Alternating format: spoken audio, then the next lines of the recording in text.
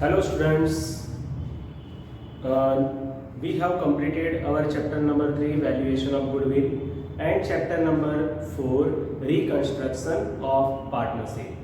In that chapter number 4 remaining sums right now we are not doing. Practically we can say only objective sums are expected from chapter number 4, third chapter और fourth chapter दोनों में से हमारे board exam में सिर्फ और सिर्फ objective questions ही पूछे जाएंगे। तो हम यहाँ पे थर्ड और फोर्थ चैप्टर का जहाँ तक जो सिखाया, third chapter is totally completed. As far as chapter number 4 is concern, last 4 sums are remaining जो डिस्क्रिप्टिव टाइप के हैं, जो हमें अभी नहीं करने हैं। After the completion of chapter number 5 वो चारों सम आप लोग खुद भी कर पाओगे, ठीक है। तो अभी वो सम्स हम डिस्कस नहीं कर रहे हैं, ठीक है।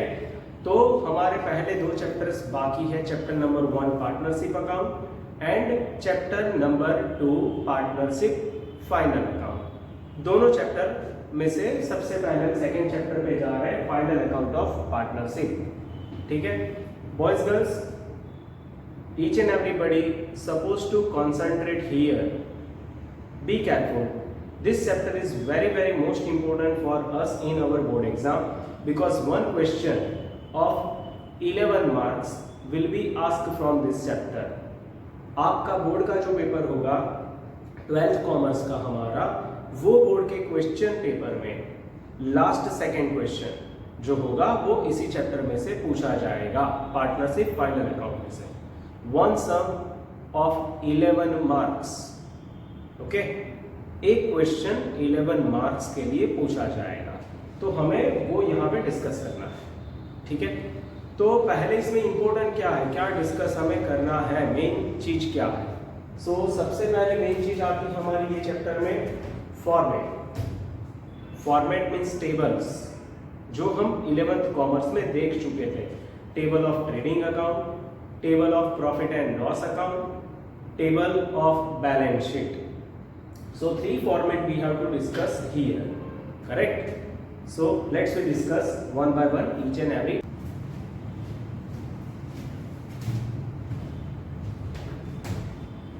In case of sole proprietorship, 3 formats were there in our 11th standard. First account is trading account. Second account was profit and loss account. Third one was balance sheet.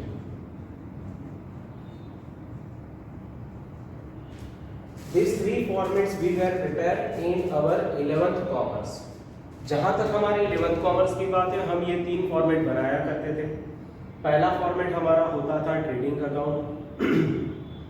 In format of trading account resultant amount जो यहाँ पे आता था, यहाँ पे सब लिखते थे debit side, credit, debit, credit, liability, asset,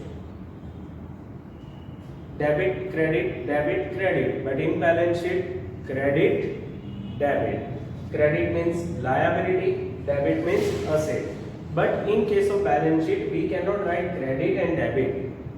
These all are credit balances, these all are debit balances, but हम credit debit ऐसा लिख नहीं सकते हैं। Another important thing, at the time of preparation of the balance sheet, center line should be double. Center line should be double in case of balance sheet. In trading and P&L, our center line should be bold. Trading P&L में ये दोनों bold होनी चाहिए, balance sheet में ये double होनी चाहिए, correct. तो अब हम डिस्कस करते हैं ट्रेडिंग P&L और बैलेंस शीट के बारे में। First of all trading account. In trading account which items we have to record, ठीक है, वो देखेंगे। बॉयज गर्ल्स, ये तो फॉर्मेट थे हमारे 11th कॉमर्स के। 12th में थोड़ा फर्क है। इन 12th commerce first we will prepare trading account. After the completion of trading account, profit and loss account. After that we will prepare one extra account, profit and loss appropriation account. Which one? Profit and loss appropriation account. And after profit and loss appropriation account, we will prepare partners capital account, and after capital account we will prepare our balance sheet. Okay, तो हमें ये सारी चीजें यहाँ पे discuss करनी होती है, बराबर। पहले क्या बनाएंगे? ट्रेडिंग अकाउंट, फिर बनाएंगे प्रॉफिट एंड लॉस अकाउंट, फिर बनाएंगे बैलेंस शीट। ये खत्म होने के बाद वो दोनों बनाने हैं, ऐसा नहीं है, सीक्वेंस समझ लो। Trading account first page, profit and loss account second page, third page profit and loss appropriation account. But in that third page ऊपर वाले आधे पोर्शन में पी एंड एल एप्रो बन जाएगा, बाकी के पोर्शन में आपका पार्टनर्स कैपिटल अकाउंट बन जाएगा, और फोर्थ पेज पे बन जाएगा हमारा balance sheet. Okay, so 4 pages are required in your notebook. First of all, one by one, each and every format we are going to explain. First format is of trading account. trading account, trading account याद करो भाई, हम लोग क्या लिखा करते थे 11th commerce में। तो शुरू करते हैं ट्रेडिंग अकाउंट में।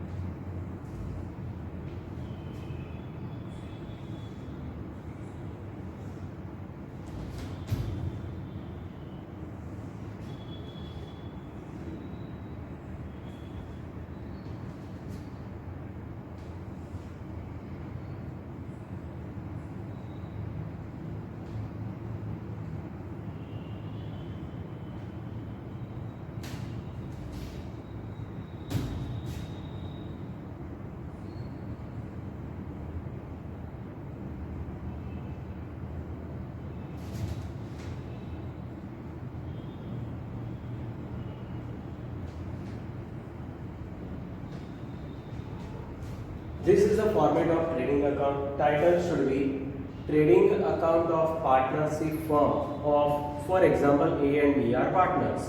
So title trading account of partnership firm of A and B for the year ended on date. Say for example 31/3/2020. Okay. So debit side, credit side, center line should not be double. I repeat, हाँ ये double लग रहा है, double है नहीं, it is bold.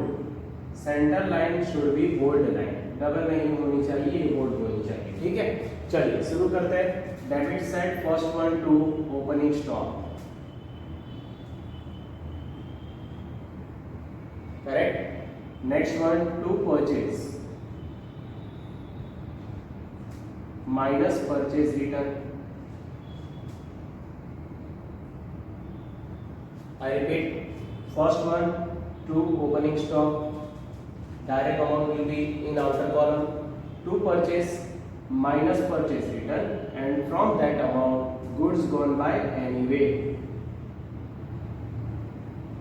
goods gone will be subtracted, correct।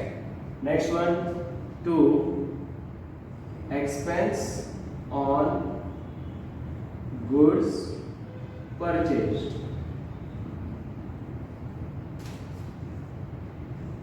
which are the expenses on goods purchased? Like number one, first one wages, next one carriage reward, next one railway freight, next one octroi, next one wages, carriage reward, railway freight, octroi, धर्मायो,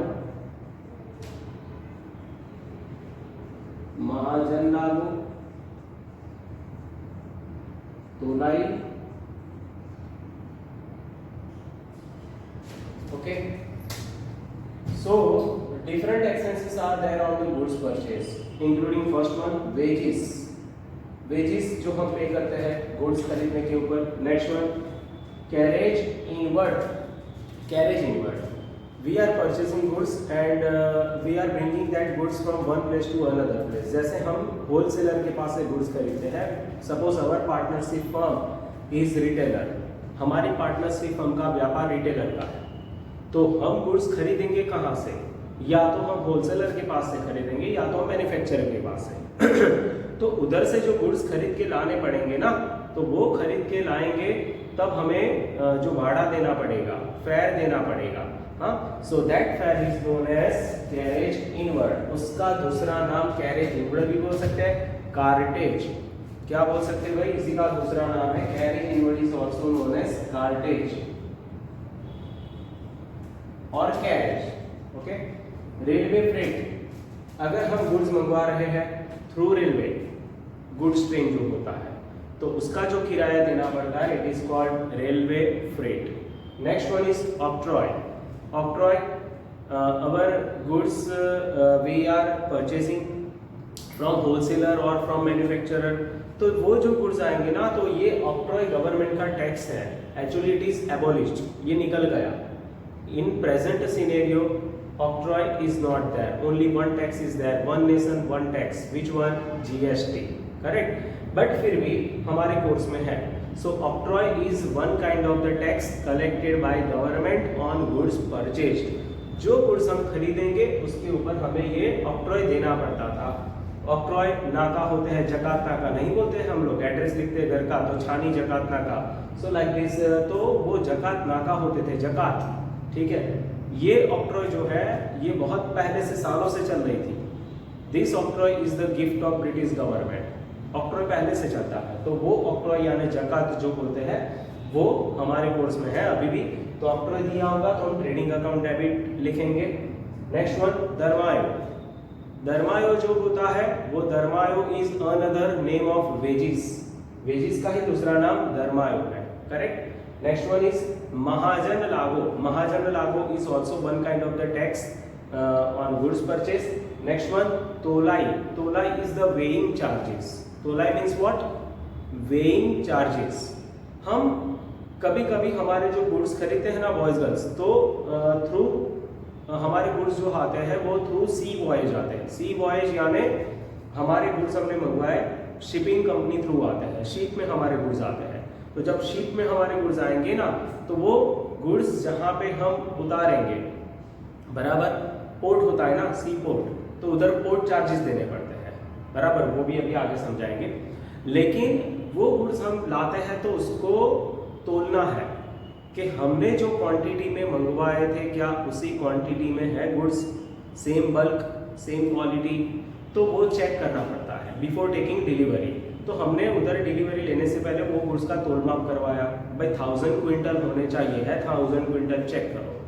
तो उसके लिए कहीं लोग तोलाई का काम करते हैं, तो हमने वो गुड्स हमारे तोल माप करवाए, उसने तोल माप किए और वो गुड्स हमें दे दिए। तो तोल माप करवाने के लिए हम जिसके पास तोल माप करवाते हैं, means the person who making the weighing, जो वेइंग का काम करते हैं ना, सो वी हैव टू पे सम चार्जेस टू दैट, बिकॉज हमने उसके पास तोल माप करवाया, गुड्स हमारे थे, तोल माप करके उसने दिए।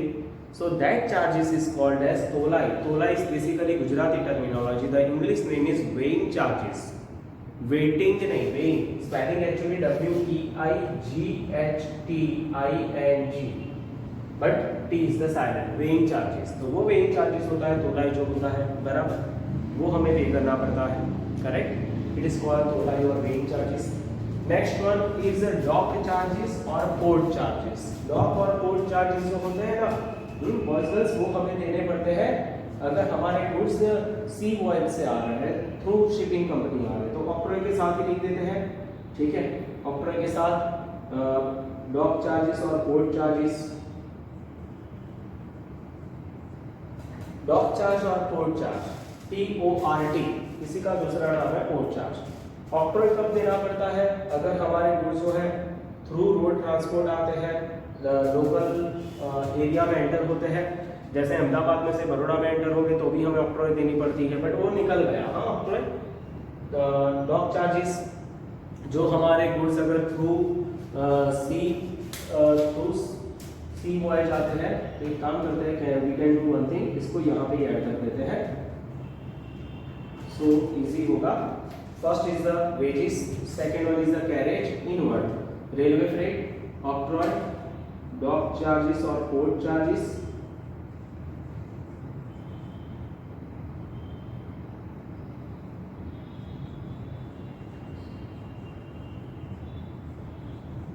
नेक्स्ट वन धर्मालु, महाजन लागू,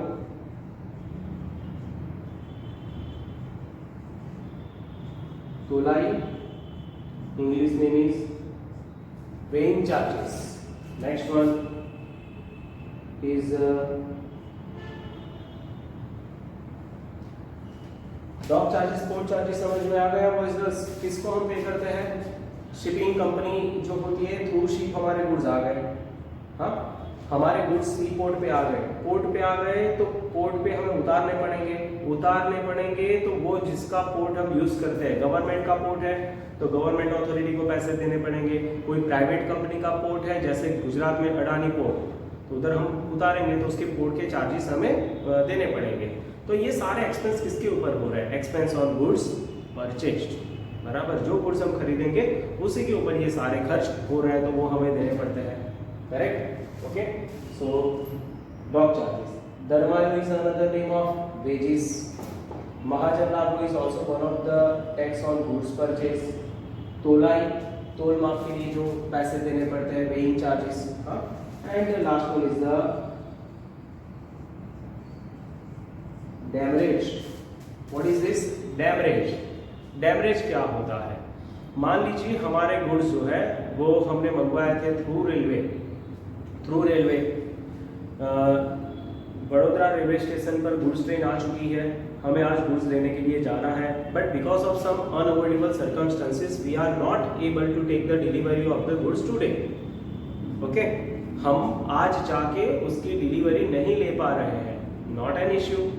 तो आप एक काम कर सकते हैं, वो गुड्स जो है वो गुड्स रेलवे कंपनी आपके संभाल के रखेगी गोडाउन में, correct? After 2 days you are going to take the delivery of the goods, but railway company charge some extra amount कि भाई हमने आपके गुड्स संभाल के रखे, आपको लेने के लिए आना था, 2 दिन पहले आप आ जाए हैं, तो उसके एक्स्ट्रा चार्जेस हमें दे दीजिए।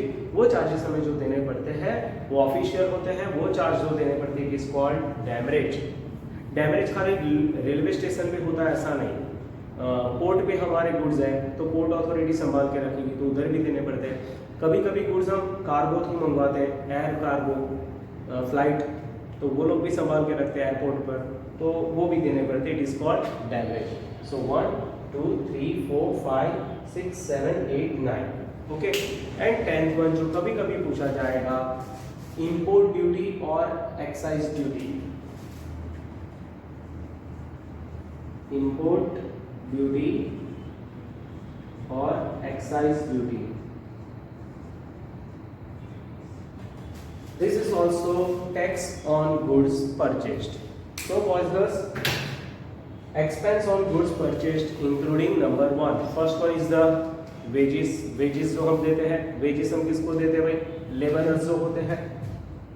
गुड्स हमने खरीद लिए, हाँ हमारे प्रीमाइसिस तक गुड्स लाने हैं तो हमने कहीं लेबरर्स को हायर किया, उनको हमने पेमेंट दिया, correct? It is called wages. Next one, carriage inward. Carriage inward means goods खरीदते हैं तो गुड्स खरीदते वक्त हम लोग प्राइवेट कैरियर के पास से सर्विस लेते हैं कि भाई हमारे गुड्स यहाँ से हमारे गोडाउन तक पहुँचाने, हमारी दुकान तक पहुँचाने हैं, हमारी पार्टनरशिप फर्म जो है वहाँ तक पहुँचाने हैं। तो ये सर्विसेज वो लोग देते हैं, टेम्पो वाला नहीं होता है, इसका हायर कर लेते हैं, चल भाई इतने गुड्स है, बोल यहाँ से यहाँ ले जाना, कितने लेगा? तो बोला उसने 500 रुपये, हाँ चलो ठीक है, तो that 500 rupees is called carriage inward. Carriage inward another name is cartage. Now remember, suppose in board exam only carriage word is given, that carriage word means carriage inward, because carriages are of 2 types, you know, carriage inward, carriage outward. Nothing is specified in the question, then given carriage inward is to be taken as carriage inward। carriage 2 तरह के होते हैं, carriage inward, carriage outward। कुछ नहीं लिखा है carriage के बारे में तो उसको हम कैरेज इनवर्ड सपोज करेंगे। Next one, railway freight. क्या लिखा है भाई? रेलवे फ्रेट यानी जो गुड्स ट्रेन से हमारे गुड्स आएंगे, महाराष्ट्र में हमने गुड्स मंगवाए तो गुड्स ट्रेन से आ रहा है तो उसका हमें जो किराया देना पड़ता है, it is called railway freight. Next one is the octroi. भाई रेलवे फ्रेट और डैमरेज दोनों में मिक्सअप मत करना। डैमरेज तो लेट डिलीवरी हमने लिया, उसके एक्स्ट्रा चार्ज होते हैं ना। ऑक्ट्रॉय जकार्ता का जो पहले हुआ करते थे भाई, ठीक है, रोड जो होते हैं, उसमें जैसे ही लोकल एरिया में एंटर होते हैं तो उधर ऑक्ट्रॉय नाका पहले होता है, तो वो ऑक्ट्रॉय देनी पड़ती है। Tax on goods purchase. Next one is the dock और पोर्ट चार्जेस। डॉक और पोर्ट चार्जेस, हमारे गुड्स जो आ रहे हैं थ्रू शिप आ रहे हैं, तो जैसे ही शिप हमारा पोर्ट पे आ जाएगा तो गुड्स हमें उधर लेने हैं, तो पोर्ट पे हमारा व्हीकल जाएगा, तो पोर्ट का हम यूज कर रहे हैं, डॉक भी बोल सकते हैं, पोर्ट भी बोल सकते हैं। सी पोर्ट बोलते हैं इसको। एयरपोर्ट कैसे होता है, एयरपोर्ट, तो ऐसे सी पोर्ट, तो सी पोर्ट पे हमारे गुड्स आ गए, वो गुड्स जो है उसकी हमने डिलीवरी ली, हाँ, तो वो पोर्ट जो यूज किया, वो जगह का जो हमने यूज किया, द चार्जेस, डॉक चार्जेस और port charges. Next one is the दरमायो। दरमायो is another name of the wages. Next one महाजन लागू is also one kind of the tax on the goods purchase. Next one तोलाई। तोलाई is weighing charges, तोल माप का खर्च जो हम देते हैं। हम क्यों देंगे सर तोल माप का खर्च? अरे भाई हमने खरीदे हैं goods, those goods are in proper quantity or not, that we have to check before taking the delivery. तो हम क्या करेंगे, उधर पोर्ट अथॉरिटी जो है ना, उधर ये वेइंग का काम करते हैं, बोलो कि भाई चल तोल माप कर, तो चेक करेगा बराबर, तो वो हमें एक बिल दे देगा कि भाई आपके गुड्स इतनी क्वांटिटी में है, तो दिस इज द प्रूफ कि before the taking the delivery of the goods हमारे गुड्स की क्वांटिटी इतनी थी, तो उसका चार्जेस हमें देना पड़ता है, इट इज कॉल्ड तोलाई और weighing charges. Next one demurrage. जब हम लेट डिलीवरी लेने के लिए पहुंचते हैं तो वो लोग गुड्स संभाल के रखेंगे, उसके हमें एक्स्ट्रा चार्जेस देने पड़ते हैं, it is called demurrage. Next one import duty और एक्साइज ड्यूटी। इम्पोर्ट ड्यूटी और एक्साइज ड्यूटी, अगर हम गुड्स एब्रॉड से मंगवाते हैं, our partnership firm is dealing in the goods of foreign goods. Our partnership firm dealing in foreign goods also. Foreign goods यानी जो goods हमारे इंडियन नहीं है, तो बाहर से हम उसको इंपोर्ट करवाएंगे तो उसकी ड्यूटी होगी, it's called import duty. It is also expense on goods purchase. Excise duty is one kind of the same thing. So import duty, excise duty, custom duty, तीन नाम है इसके, याद रखना। तीसरा भी मैं लिख देता हूँ, क्या, इंपोर्ट ड्यूटी, एक्साइज ड्यूटी और custom duty.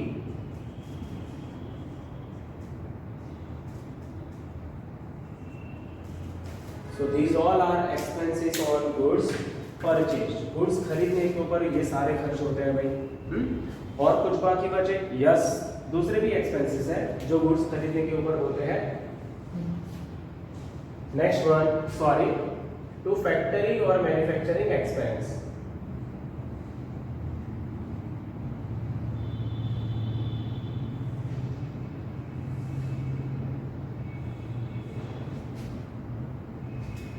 What means to factory or manufacturing expense means which expenses? Say for example, we are producing goods ourselves, means हमारी पार्टनरशिप फर्म गुड्स प्रोड्यूस कर रही है। दो तरह का बिजनेस हो सकता है, आप लोग ध्यान से सुनते हैं, हाँ ठीक है।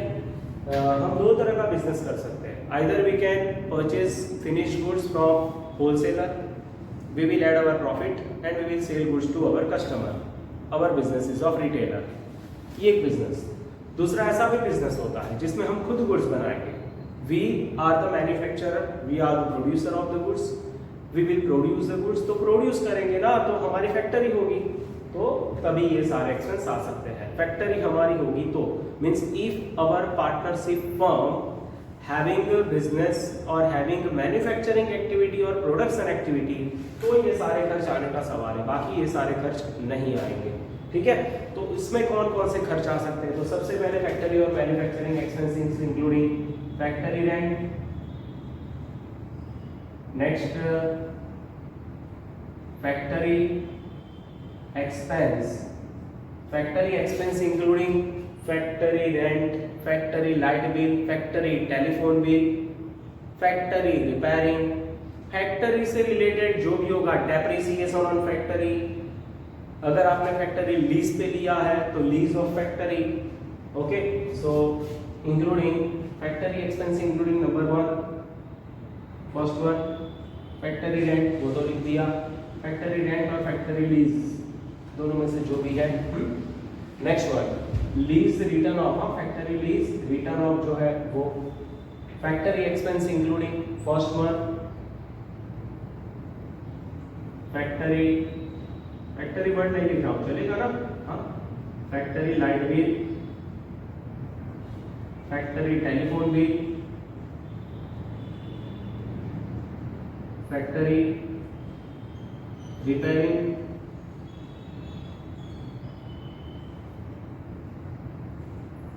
etc. Correct? Next one is manufacturing expenses. Manufacturing यानी गुड्स बनाने के लिए जो खर्च होते हैं, जैसे power, fuel, water, oil, grease, fuel, जितने भी खर्च होते हैं वो सारे खर्च यहाँ पे लिखेंगे. Like fuel, power, lighting, heating, oil, grease, etcetera. Okay, तो ये हो गए दो तरह के, तो फैक्ट्री का रेंट या तो फैक्ट्री का lease. Factory expenses, light bill, telephone bill, repairing etcetera. Fuel, ये मैन्युफैक्चरिंग एक्सपेंसेस आ गए. Fuel, power, light, heating, oil, grease. And factory हमारी खुद की है तो फैक्ट्री डेप्रिसिएशन, हमारी खुद की फैक्ट्री है तो. And last one, depreciation on plant and machinery. But ये थोड़ा कंट्रोवर्शियल पॉइंट है. Depre on plant and machinery will be debited to trading account only if our partnership firm is doing manufacturing business. तो he 100 में से 99 sums में ये जाएगा profit and loss account debit side. बराबर. तो मैंने यहाँ पे लिखा है, लेकिन ये कब यहाँ पे आएगा, ट्रेडिंग डेबिट में तभी लिखा जाएगा अगर हमारा पार्टनरशिप फर्म जो है वो मैन्युफैक्चरिंग एक्टिविटी कर रहा है तो. So I am not writing here because confusion will be created in your mind. But in back of the mind you supposed to remember this. Depreciation on plant and machinery will be recorded. Trading में उसको लिखा जाएगा अगर हमारी partnership firm manufacturing activity कर रही है तो. हमारे पार्टनरशिप फर्म का मेन बिजनेस मैन्युफैक्चरिंग का है तो फिर प्लांट और मशीनरी का डेप्री P&L में नहीं लिखा जाएगा, तो वो यहाँ पे लिखा जाएगा. बट हार्डली एक सम होता है ऐसा, बट याद रखना वो एक सम बोर्ड में आ सकता है. करेक्ट. ओके, है हमारे कोर्स में भी है हाँ एक ऐसा सा. ठीक है, तो ये हो गया अपना debit side. Now we are going on credit side. Credit side first of all by sales minus sales return, final amount after column. Next one by sale of scrap goods,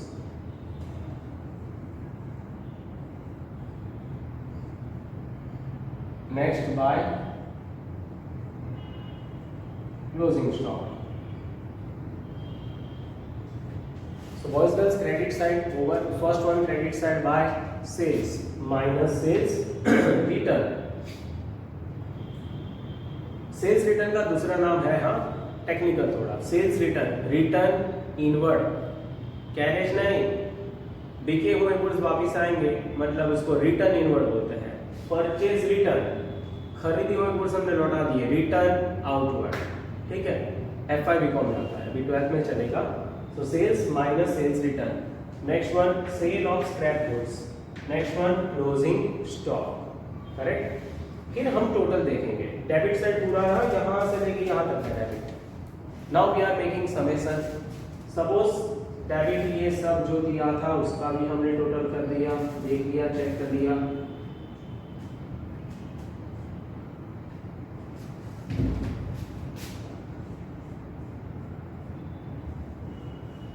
Now we are making summation of debit as well as credit. We are comparing these two. हम compare कर रहे हैं. तो compare किया तो देखा भाई debit total is 5 lakh. Suppose debit total all this items, how much debit total 5 lakhs. But credit total is 8 lakhs. सो हमारा रूल क्या है भाई, जिस तरफ टोटल ज्यादा है वो पहले करो. More side total we should make first. So which side total is more? Credit. I repeat, debit total suppose 5 lakhs and credit total is 8 lakhs. Which side total is more? Credit. तो credit पहले लिख दो. So we are writing total on credit side 8 lakhs. Same total 8 lakhs on debit side. 8 lakhs minus this total was how much? 5 lakhs. 8 lakhs minus 5 lakhs. Difference is 3 lakhs.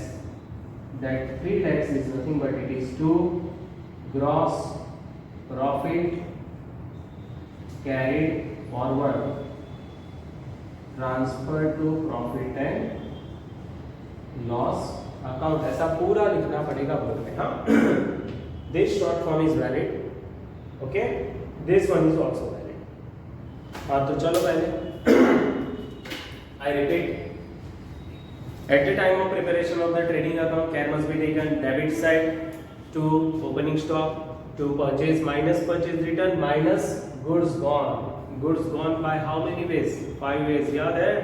5 तरीके से goods जाते हैं भाई हमारे business में से. Number 1, goods burnt by fire, goods stolen away, goods given as charity, goods distributed as free sample, and goods withdrawn for personal use by partners. In 12 commerce, partners. Correct? So goods gone by anyway will be subtracted from purchase. Final amount will be in outer column.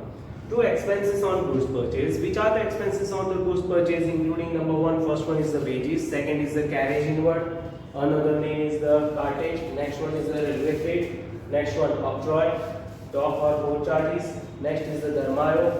Dharmayo is another name of wages. Dock और port charges जो हमारे goods आते हैं सी port पे, वो port का use करेंगे, हम चार्ज देंगे. महाजन लागू, टैक्स ऑन गुड्स परचेज, तोलाई, तोल माप का जो खर्च देना पड़ता है. Next one damage, late delivery लेने जाते हैं तब हमें चार्ज देना पड़ता है. इंपोर्ट ड्यूटी और एक्साइज ड्यूटी और custom duty is also one kind of the tax on goods imported, बाहर से खरीदे हैं उसके ऊपर है. Debit side continue on this page. Factory और मैन्युफैक्चरिंग एक्सपेंस दो है, फैक्टरी और manufacturing expense. We can say and, factory and, not or. Factory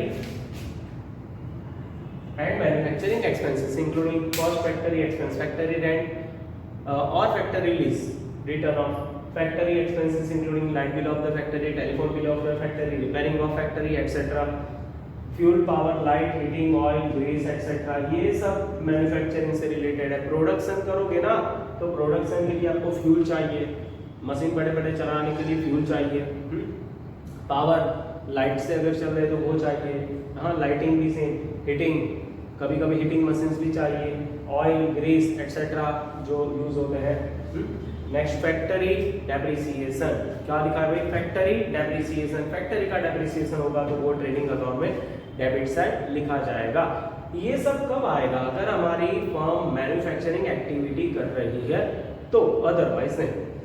यहाँ पे एक टेक्निकल एक्सपेंस भी आ सकता है. कौन सा भाई? Technical expense. Technical expense means expense related to machines. Machine से रिलेटेड होता है टेक्निकल एक्सपेंस, जो टेक्नीशियन को हमें देना पड़ता है. ठीक है. Credit side by sales minus sales return. Sale of scrap, sale of scrap नहीं, sale of scrap goods.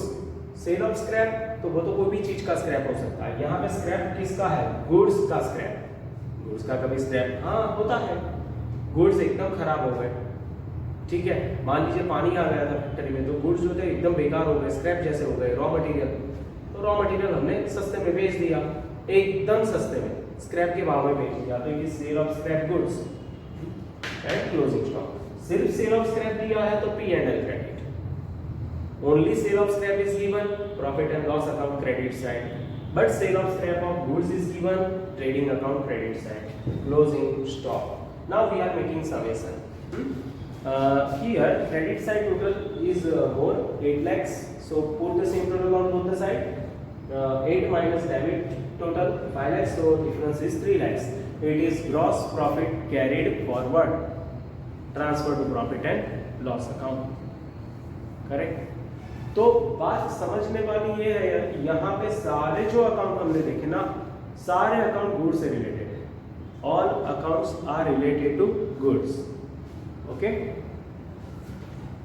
Opening stock, purchase, purchase return, goods gone, sales, sales return, closing stock and goods, sale of scrap goods. Now these are the expense. Two expenses we have to include here. Expense on goods purchase, and factory and manufacturing expenses. These expenses will come only if our partnership firm is is carrying on manufacturing activity, तो ही, otherwise ये expense नहीं आ, एक भी नहीं आएगा यहाँ से, सीधा चुकी आ जाएगा।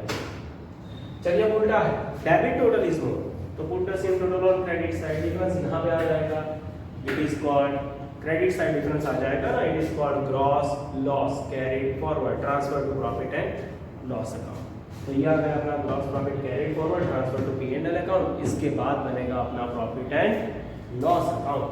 पहले हमने कौन सा बनाया,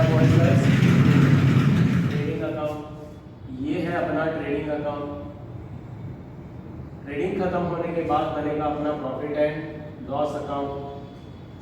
suppose here GP is that gross profit carried forward, वो GP सीधा यहाँ आएगा by gross profit brought forward, correct. Gross loss होगा तो यहाँ आ जाएगा। फिर शुरू होगा अपना profit and loss account. After the completion of trading account we will go through our profit and loss account. P&L account सीखेंगे। पहले आपको कौन सा फॉर्मेट कंप्लीट करना है, this format you suppose to complete first. Trading का format आप लोग खत्म करेंगे पहले। ट्रेडिंग का फॉर्मेट जैसे ही कंप्लीट हो जाएगा उसके बाद हम शुरू करेंगे प्रॉफिट एंड लॉस अकाउंट, बराबर, ठीक है, डन। ट्रेडिंग के फॉर्मेट में किसी को कोई प्रॉब्लम, कोई डाउट है तो आप लोग पूछ सकते हैं। कॉन्टैक्ट नंबर है ही, व्हाट्सएप में थ्रू टेक्स्ट मैसेज पूछिए, बहुत ही अच्छा रहेगा, कन्वीनियंट रहेगा। मेरे लिए व्हाट्सएप सारे